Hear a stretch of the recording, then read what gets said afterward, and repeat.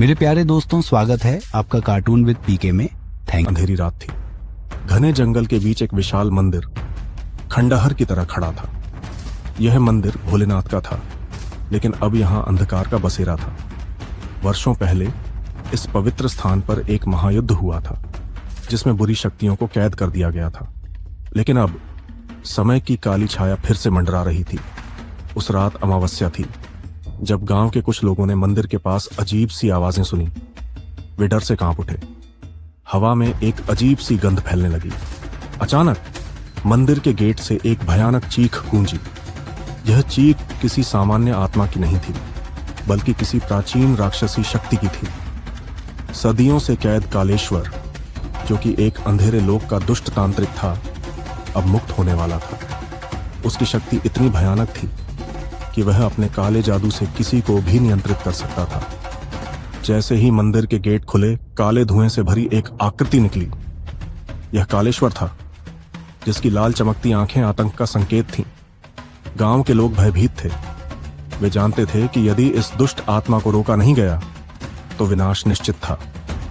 उन्होंने शिव के सबसे बड़े भक्त आचार्य वेदनंद को बुलाया। उन्होंने सबको शांत किया और कहा, असुर शक्तियों का अंत केवल महादेव ही कर सकते हैं। हमें उन्हें बुलाना होगा। गांव के लोग शिव मंदिर में एकत्र हुए और महादेव का आवाहन करने लगे। अचानक मंदिर के शिवलिंग से एक दिव्य प्रकाश निकला। आकाश में गड़गड़ाहट हुई और एक भयंकर आंधी चलने लगी। देखते ही देखते भोलेनाथ स्वयं प्रकट हुए। उनका तीसरा नेत्र तेज से चमक रहा था और उनके हाथ में त्रिशूल था। भोलेनाथ ने कहा, कालेश्वर, तेरा अंत निकट है।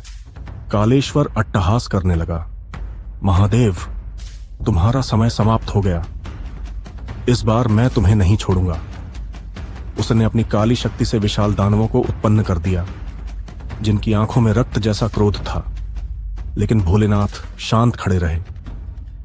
उन्होंने अपनी जटाओं से गंगा को प्रवाहित किया, जिससे पवित्र जल की बौछार दानवों पर पड़ी और वे भस्म होने लगे। कालेश्वर गुस्से से आग बबूला हो गया। उसने अपने जादुई मंत्रों से एक भयानक अग्निजाल तैयार किया और भोलेनाथ की ओर फेंका। लेकिन महादेव ने अपने त्रिशूल से उस अग्नि को नष्ट कर दिया। अब युद्ध अपने चरम पर था। कालेश्वर पूरी शक्ति से हमला करने लगा, लेकिन भोलेनाथ की शक्ति के आगे वह टिक नहीं पाया। तभी महादेव ने अपना तीसरा नेत्र खोला। तेज प्रकाश से पूरी धरती हिलने लगी। कालेश्वर चीखते हुए गिर पड़ा। उसका शरीर जलने लगा। उसने महादेव से दया की भीख मांगी, लेकिन अधर्मियों के लिए दया नहीं थी। अगले ही क्षण वह पूरी तरह भस्म हो गया। कालेश्वर के नाश के साथ ही अंधकार समाप्त हो गया। गांव फिर से प्रकाश से भर गया।